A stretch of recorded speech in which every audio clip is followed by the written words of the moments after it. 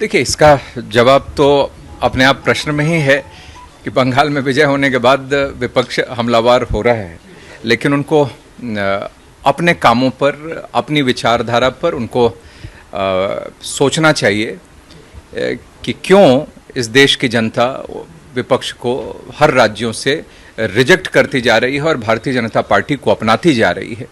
क्योंकि सभी राज्य अब ये चाहते हैं कि उनका भारत के 2047 में भारत एक विकसित राष्ट्र के रूप में जब स्थापित हो तो सब चाहते हैं कि उनका अपना योगदान भरपूर उसमें हो।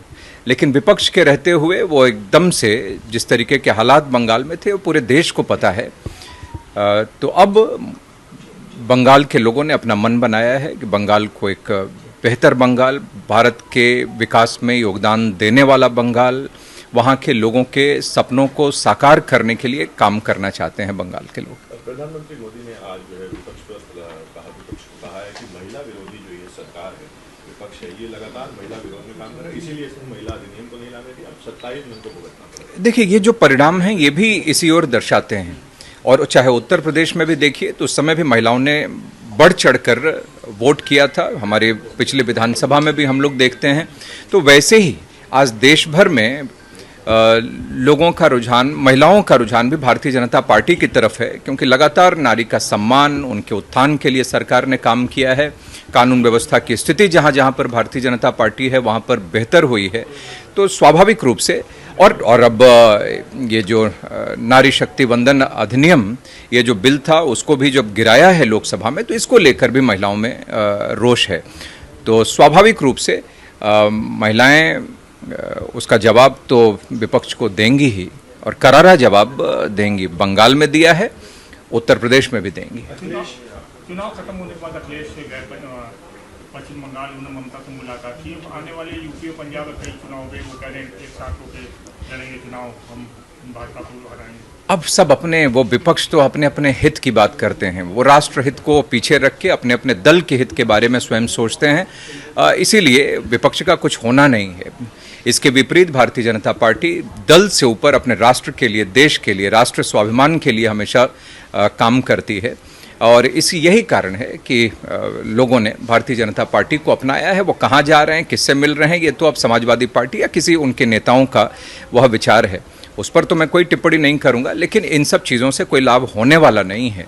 भारतीय जनता पार्टी उत्तर प्रदेश में बेहतरीन प्रदर्शन आने वाले चुनाव में करेगी। पंजाब से मिनिस्टर गिरफ्तार हुए, जिसके बाद अब आम आदमी पार्टी के नेता और कांग्रेस के नेता मनीष तिवारी ने ये कहा कि ये जो भाजपा है वो इलेक्शन कमीशन का और बाकी एजेंसियों का गलत इस्तेमाल। ये आज से नहीं, ये तो लगातार जब से पराजय देख रहे हैं विपक्ष के लोग, तब से लगातार मोदी जी पर हमलावर रहते हैं, संवैधानिक संस्थाओं के ऊपर वो हमलावर रहते हैं।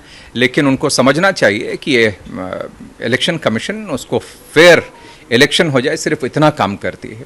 एजेंसीज जहां पर उनको शिकायत मिलती है, जहां पर गड़बड़ी मिलती है, उन एजेंसीज वहां पर अपनी कार्रवाई करते हैं। उसमें भारतीय जनता पार्टी का कोई रोल नहीं है, इस बात को उनको समझना चाहिए। देखिए, सरकार बनती है तब कटाक्ष करते हैं। अब ये अपना मंत्री बनाना तो मुख्यमंत्री का अपना, उनका अधिकार है। अब उस पर भी वो कटाक्ष करते हैं। डर है, भय है कि जिस प्लैंक पर वो काम करते हैं कहीं वह भी उनसे न छिन जाए, और जो अस्तित्व, जो बचा खुचा रह गया है समाजवादी पार्टी का, वो भी धीरे धीरे समाप्त हो रहा है।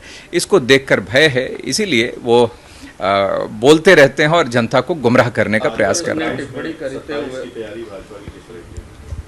भाजपा तो हमेशा देखिए 24 घंटे 365 दिन लगातार काम करती है, और इसीलिए किसी भी चुनौती और चुनाव का सामना करने के लिए तैयार रहती है। अखिलेश यादव ने कहा है कि 9 साल में कुछ नहीं कर पाए, 9 महीने में क्या भ्रष्टाचार होगा फैलाएंगे मंत्रिमंडल के विस्तार। नहीं, देखिए 9 साल में क्या काम हुआ है तो उनको भी पता है।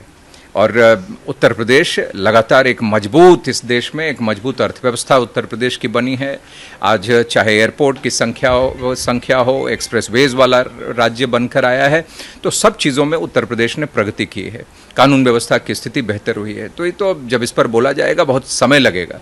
और इस बात को, जो हकीकत है, जो जनता ने जिस बात को स्वीकार किया है, समाजवादी पार्टी और उनके नेताओं को भी ये स्वीकार करना चाहिए।